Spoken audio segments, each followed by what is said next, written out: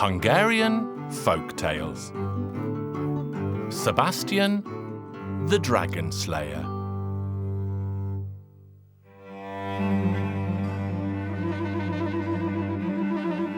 Once upon a time, there was a poor man. And the poor man had 3 sons. They were so poor that they could not afford to buy even the smallest morsel of food. So they decided to go and see the king and tell him of their misfortune. As they were ambling and rambling along their way, they saw an old shepherd grazing sheep on the hill. The eldest son said, "Ah, if these sheep were mine, I would give one to every poor man." The old shepherd replied, "Then from this moment on, you shall be the shepherd here, and the sheep shall be yours." The 2 other youths continued on their journey, and the old man went with them too. They reached a field of hawthorn. The second son said, "If only there were vines in this field and not hawthorn, and if only the vines were mine, I would give a vine of plump grapes to every poor man." "Then let the field be yours," said the old shepherd. "And instead of a field of hawthorn, let it be a vineyard." And the second son stayed to tend the vines. The third son continued on his journey with the old shepherd by his side, and soon they arrived at the banks of a broad river. The young man said, "If only I were the ferryman here, I would take everyone to the far banks and ask not even for a penny." So the old shepherd agreed and continued on his way home alone. He ambled and rambled along, and soon his path took him winding back to where the first youth stood. "You have so many fine sheep, my son," said the old man. "Would you give me one?" "If I gave one of my sheep to everyone who happened by, in the end I would not have a single sheep to my name." The old man gave a wave of his hand, and suddenly the hill turned to stone. Then he continued on his way to meet the second son. "What a lovely vineyard you have, dear boy. You could give me a vine or 2. "I will not give you a vine, not even a cluster of withered grapes." And before he could so much as cast a glance at his vines, the entire vineyard turned into a field of prickly hawthorn. The moon was high in the sky by the time the old shepherd reached the river, where he found the youngest son. He called out to the other side of the river, Come across the waters on the ferry." The wife of the ferryman was heavy with child, so the old man had to wait a while, but the youngest brother soon crossed the waters on the ferry. He did not ask as much as a single penny from the old man. Meanwhile, the baby was born, and they asked the old shepherd to be the godfather. By the time the baby had grown to be a boy of 7 years old, he already seemed to be a lad of 20. The old man said to him, "Now, Sebastian," for this was his name, "I will give you a sword. If you tell this sword, 'Sword, sword, sharp and true, mighty sword, slice his head in 2,' and it will slice the head from the neck of any foe." The boy thanked the old man. "And now," said the old man, "go to see the king of the nearby lands, for they need as many shepherds there as there are days in the year. But do not ask a high wage, no more than 12 gold coins, a saddle and a horse. Play on the pipes and drive the flock into the rosemary forest, and fear nothing." So he went to see the king of the nearby lands. "Your Majesty, do you have need of a shepherd in your kingdom?" "Indeed I do," said the king, and he took the boy into his service. "Take the flocks out to graze and play the pipes as you watch over them, but do not go over the bridge, for if you do, you will surely meet your death." Sebastian took the flocks out to graze, playing on the pipes. The king watched him from the window. The boy was deep in a rosemary forest. He took off his cloak and spread it out at his feet. Then he took out his pipes and played on them. There was a stream nearby, and as the water rushed and gushed, suddenly a 7-headed dragon emerged from the water. "And pray tell, what stray winds have brought you here? Do you seek the unhappy fate of the other shepherds who came here before you?" Sebastian took his sword in hand and asked the dragon calmly, "Why, what fate befell them?" "Why, if you are so bold to ask, "I will show you," roared the dragon, and he charged at the boy. Sebastian lifted the sword above his head and cried out, "Sword, sword, sharp and true, mighty sword slice his head in two," and each of the 7 heads of the dragon fell with a thud to the ground. The next day, when Sebastian was eating his breakfast, a 9-headed dragon emerged from the waters of the stream, but it fared no better than the 7-headed dragon before it. The king could not fathom what had happened, for until this Sebastian had come along, he had lost a shepherd every day of the year. "I will pay it little mind," thought the king. "We will wait and see what the fates have in store." Again Sebastian took the flocks out to graze, and he stopped to have a drink from the stream when suddenly a 12-headed dragon emerged from the waters. "How dare you come to this place?" Sebastian drew his sword. "Sword, sword, sharp and true, mighty sword slice his head in two." When the dragon had but a single head remaining on its shoulders, he begged for mercy. "Oh, Sebastian, Sebastian the dragon slayer, please leave me with this one head, and I swear I will serve you." So Sebastian let the dragon keep the last of its 12 heads. Under the bridge there was an enormous cave, and the dragon took Sebastian to its mouth. Sebastian had never seen anything like it before. It was an empire bigger than the realm of the king.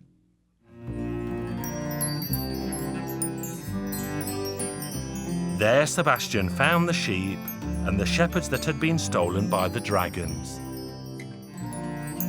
"Come with me to see the king," said Sebastian, and with that he sliced the dragon's last head off. When he returned to the castle, the king soon realized he was a man of great courage and strength. He gave Sebastian his daughter's hand in marriage, and with it, half of his realm. "I accept your daughter's hand in marriage," said Sebastian, "but your lands you may keep, for I am a lord of a kingdom even finer than yours." They celebrated their wedding that very day, and they all lived happily ever after. Hungarian Folk Tales. King Matthias and the Lamb with the Golden Fleece.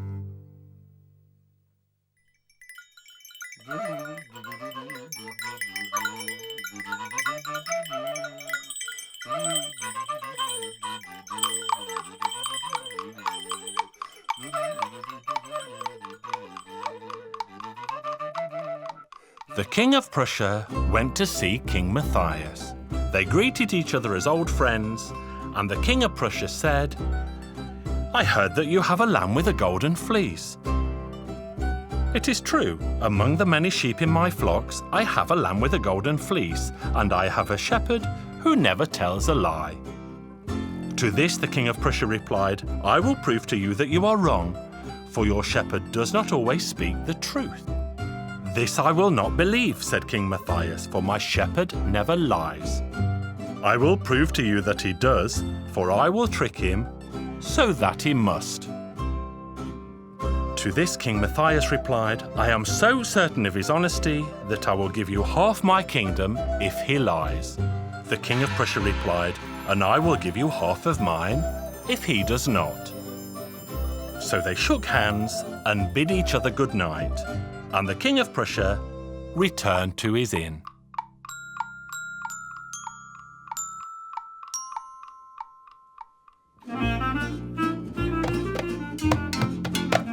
There he changed his clothes into peasant's rags and went to work in the fields. Meekly he greeted the shepherd, and the shepherd replied, "Welcome, the Lord's blessing be on you, my king." "How do you know I am a king?" The shepherd replied, "I know from your words you are a king." To this the King of Prussia replied, "I will shower you in golden coins. I will give you 6 horses and the finest carriage if you give me the lamb with the golden fleece." "Oh, I could not do that, not for all the gold in the world, for King Matthias would have me hanged." The King of Prussia promised him riches and jewels, but the shepherd did not give in. The King of Prussia returned to his inn, hanging his head in sorrow. His daughter saw this and said, "Do not be sad, father. I will go myself, and I will take a coffer of gold coins and trick him myself." So the king's daughter took a coffer full of gold and a bottle of sweet wine with which to trick the shepherd. But the shepherd only answered that he had no need of money, and King Matthias would surely hang him if he lost the lamb with the golden fleece. But the girl persisted, and soon they had drunk the wine, though she had had to have the first sip to prove to him that she had not poisoned the wine. The shepherd was soon in such high spirits that he said he would give her the lamb with the golden fleece if she would spend the night with him. But he had no need of riches or gold, for he had riches enough. The girl did not hesitate, and she agreed to lie down with the shepherd. Then she said to him, "Skin the lamb and eat its meat, for I have no need of it. I need only its fleece." Brimming with joy, the girl took the fleece back to her home. Her father was overjoyed that his daughter had managed to trick the shepherd. But morning came, and the shepherd was very sad, for he did not know what to say to his king.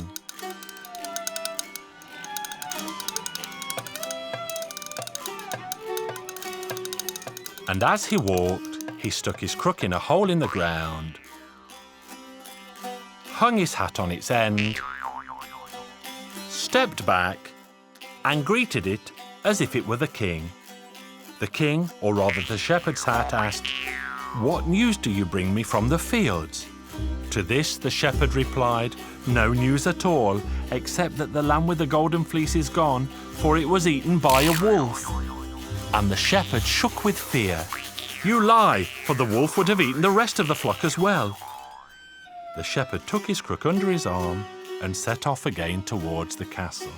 He ambled and rambled along, and he soon came across another hole in the ground, where he stuck his crook in the hole and hung his hat on the end and greeted the figure of the king. "What news do you bring me from the fields?" "No news at all, except that the lamb with the golden fleece stumbled into the well and drowned." "You lie," said the king, "for the others would have drowned too." So the shepherd carried on until he found a third hole in the ground, where he stuck his crook in the hole and hung his hat on the other end, and for the third time he greeted the figure of the king. "What news do you bring me from the fields?" "No news at all, except that the lamb with the golden fleece has been stolen." "You lie," said the king, "for the others would have been stolen too."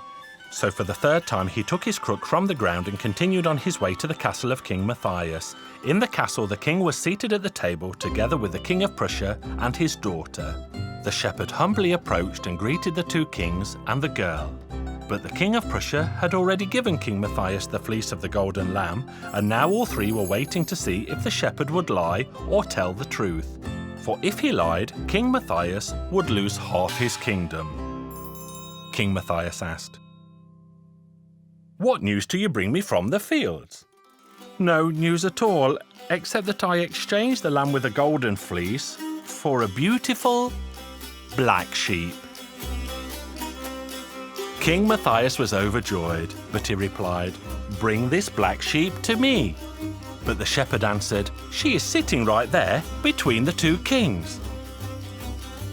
"Well done," said King Matthias, "for you have told no lies, and today I give you half of the lands belonging to the King of Prussia.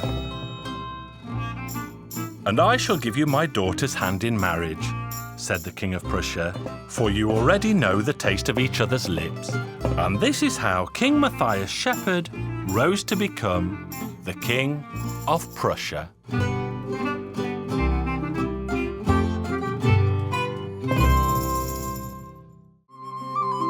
Hungarian Folk Tales. Fisherman John.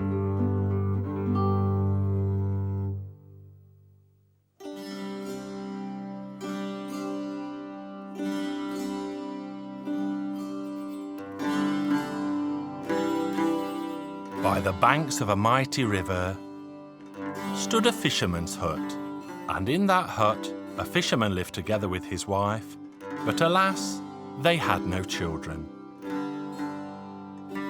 One moonlit night, the old man went down to the river and he cast his net. Suddenly he saw something approaching on the waters, and it shined like a star. He watched as it neared him. And what did it turn out to be? A small coffin. And in the coffin lay an infant child, fast asleep. He lifted the coffin from the waters, placed it in his boat, and took it home to his wife. "Look what I caught in the river." And lo, he showed her the beautiful golden-haired child. "We have no children of our own," he said. "We are old. We will raise him, and then we will have someone to care for us." The old woman agreed. Time passed and the child began to go to school. The school teacher had a scrawny little horse. He said to John, for that was the boy's name, "Little John, tell your father he could buy this horse." So John ran home full of excitement and told his father.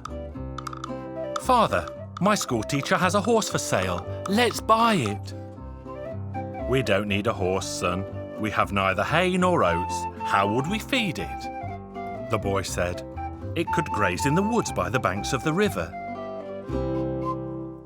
So they bought the scrawny horse, and the horse grazed in the woods by the banks of the river. One day, the horse spoke. "Listen, John, at the edge of the village there is a small house. In it, a worn saddle. Ask the owner to sell it. If he won't sell it, steal it." The owner gave John the saddle, for he had no need of it. And little John took it home and put it on the horse's back. Then the horse said, "Go, John, to the edge of the village. There is an old bridle bit. Buy it, and if the owner will not sell it, steal it." But the owner would not sell the bit. So John stole it. Again the horse spoke, "John, go to the village. There is an officer there who has a rusty sword, and if he will not give it to you, steal it." The soldier gave John the sword and told him, "Polish it until it shines. Be a soldier." John returned home and again the horse spoke. "Master Fisherman John, tell your father to buy you new clothes." The old man said, "Son, I cannot buy you new clothes, for I have no money." But John insisted and told his father that he would pay for the clothes. So his father agreed and bought him new clothes. Again the horse spoke. "My dear John, polish the harness, the bit and the sword, then clean the saddle and put it on my back." He continued, "My dear Master John, you have a younger sister whom we shall bring back." John, however, insisted that he had no sister. The horse said, "Yes, you do, at the edge of the neighbouring country. She is locked away and only rarely sees the sunlight. Climb on my back and we shall set off." They went to the edge of the neighbouring country and found the house where the girl was locked away. There the horse spoke. "John, kick the door 3 times. If it doesn't open, strike it with your sword 3 times. If it still doesn't open, look around to see if you can see anything. And if you do see something, jump on my back." "I see an old woman," said John. At that, the horse took off at a gallop, racing along as fast as thought. When they reached the banks of the river, the old woman appeared behind them on a long stick carrying a broom in her hand. And when the horse jumped to the far bank of the river, the old woman struck the surface of the water with such force that the waters parted. She cried out, "Lucky for you that you got away!" Then the old woman went back. The horse said to John, "My dear Master Fisherman John, we will set off again tomorrow, but you must be very careful." The next day they set off again for the house at the edge of the neighbouring country. John kicked the door, then struck it so hard with the sword that it burst open. He grabbed the girl's arm, but he tore her blouse and was unable to pull her out. Again the old woman appeared on the stick with the broom in her hand. John said to his horse, "The old woman is coming!" And the horse raced homeward as fast as the winds of a storm. When he reached the river, he jumped to the far bank. The old woman lashed out at him with the broom and struck the horse's rump, but the horse was still able to leap to the far bank. The old woman cried out, "If you ever return, I will have all of your teeth." The next day, the horse said to John, "Fisherman John, we won't go today, but tomorrow we shall. Today we must rest." Then he said, "Dear Master, There is a tree in your father's garden with 3 apples on it. Pick them, put them in your pocket, and when we arrive at the house at the edge of the neighbouring country, throw one of them at the top of the door, one at the bottom of the door, and one at the middle of the door, but throw them so hard that you break the door down.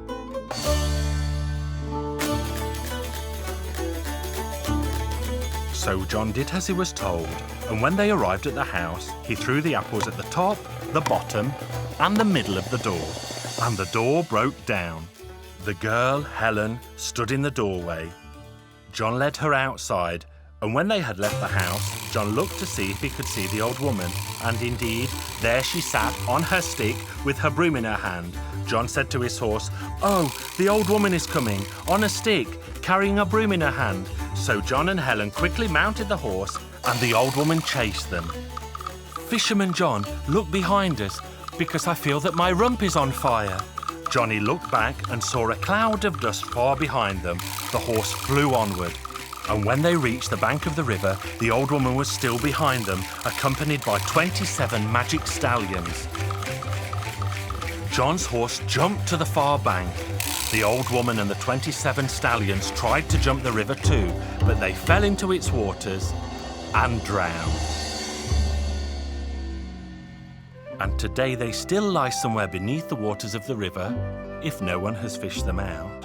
And so John rescued his sister Helen from captivity, and they both lived happily ever after.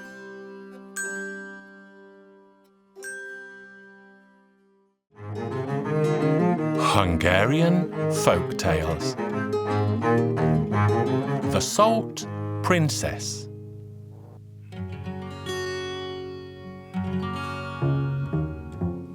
Once upon a time there lived an old king who had 3 beautiful daughters. The old king wanted to find husbands for his daughters before he died, but he could not decide which daughter should receive the most beautiful of his 3 kingdoms.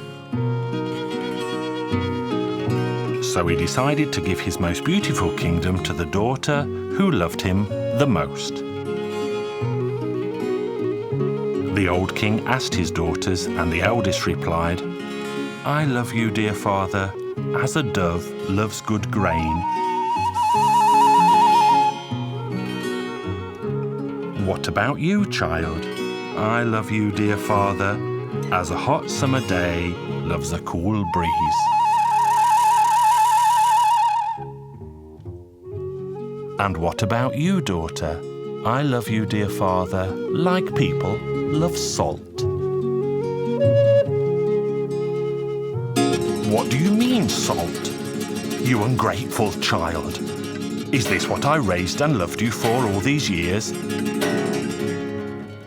Get out of here! Get out of my sight!" His daughter tried to explain that people love salt very much indeed. She sobbed and begged, but her father shunned her from his palace.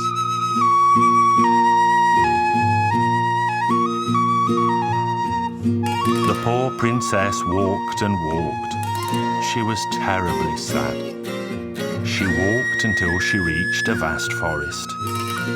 There she found a large hollow tree, and she hid herself inside it. She lived by gathering delicious nuts and ripe berries from the green forest.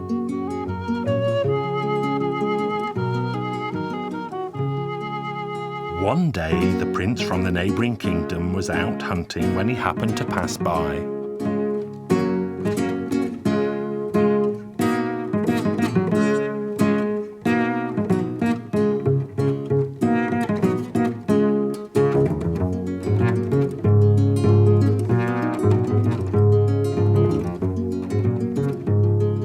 He was chasing a deer when he spotted the princess. But when she saw the prince, she hid in a hollow tree. The handsome prince soon found the tree and shouted into the hollow, "Who is in there?" But the princess refused to reply. "Who is in there? Speak up."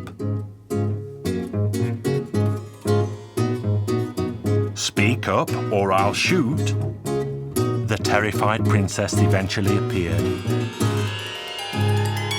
She was so beautiful, but she could not stop crying.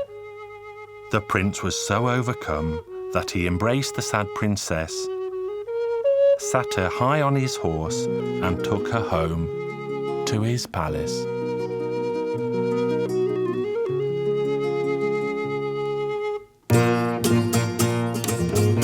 Their wedding was so grand that even the dogs ate beef broth, and the young couple lived as happily as two doves.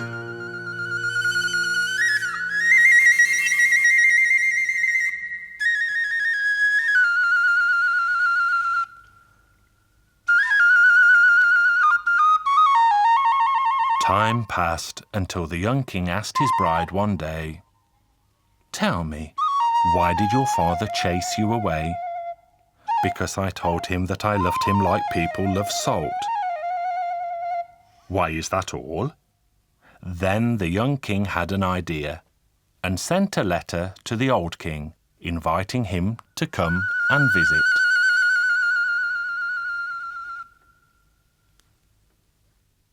The old king came the very next day in a golden carriage.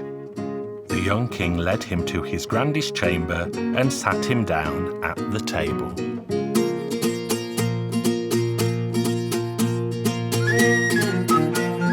His servant served soup, but it had no salt in it.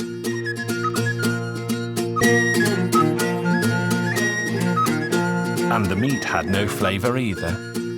The king ate a great deal, but was still left feeling hungry. He remained silent for a while, but eventually had to speak. "What kind of cook do you have, son? Who makes food with no salt?" "I heard you don't like salt, sire." "Who told you that?" "Why, your daughter, of course." Then the princess appeared. The king's daughter smiled at her old father, who shed tears of joy. Father and daughter embraced, and the king gave his most beautiful kingdom to his youngest daughter. And they all lived happily ever after.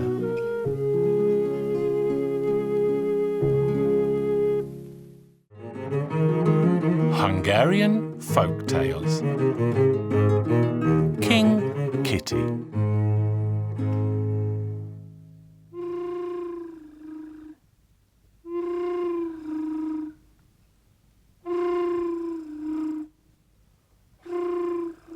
Once upon a time, there lived a poor old woman, and she had a cat. The cat was so greedy that he poked his nose into every jug and jar.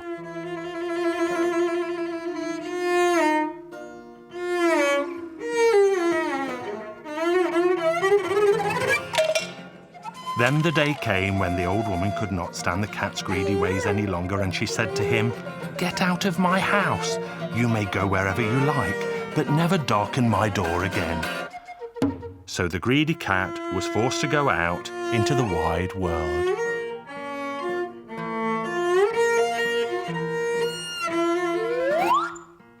The cat walked until he came to a bridge, where he sat and gave a sad meow. And as he sat, he caught sight of a fox sitting nearby. The cat prowled slowly around the fox and rustled the bushes. The fox was terrified, as he had never seen a cat before, and the cat was terrified because he had never seen a fox before, so they both just stood there shaking.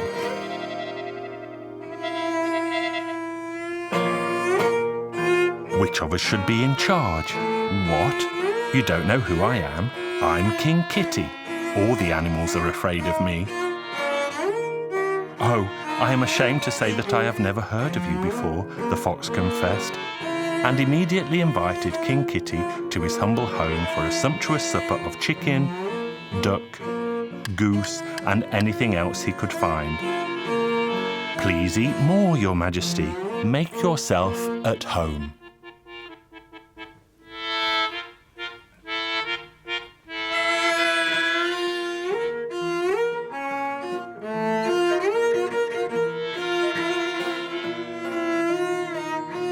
When the feast was finished, the fox prepared an exceptionally soft bed for King Kitty, who ordered complete silence while he had his royal nap.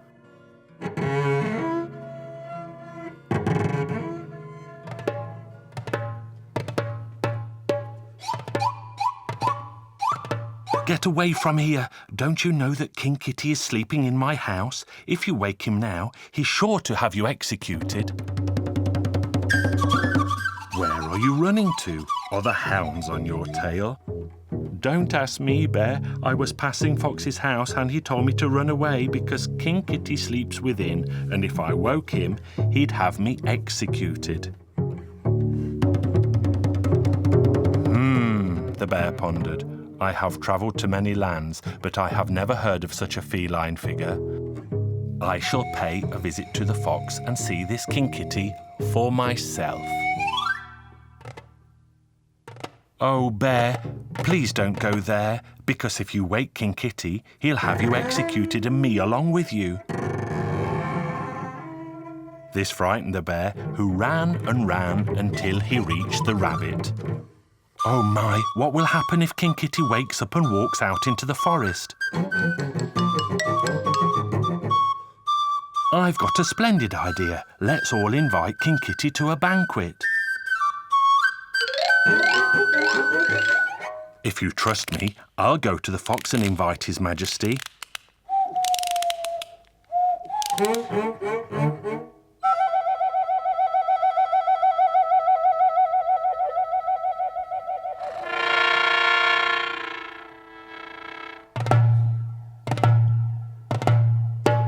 All right, I'll go to see if King Kitty is awake, and I'll inform him of your wish.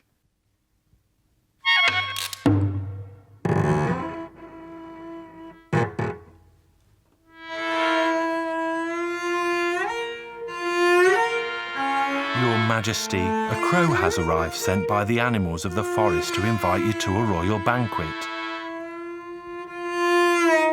King Kitty brushed his white whiskers and said, "Very well, you may go and tell the crow I will attend."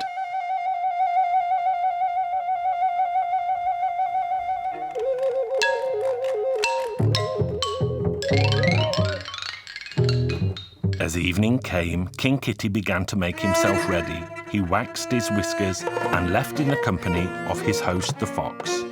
The crow met them to show the way. But the crow was too scared to fly down to the ground, and so instead he flew from tree to tree and called, "This way, please! This way, please!" The other animals soon sighted King Kitty arriving with the fox. "Oh, dearie me, here comes King Kitty. He'll skewer me on his spiky whiskers." But all of a sudden the animals took fright and fled to all four corners of the forest. And if these foolish animals had not run away, my story would have lasted longer still.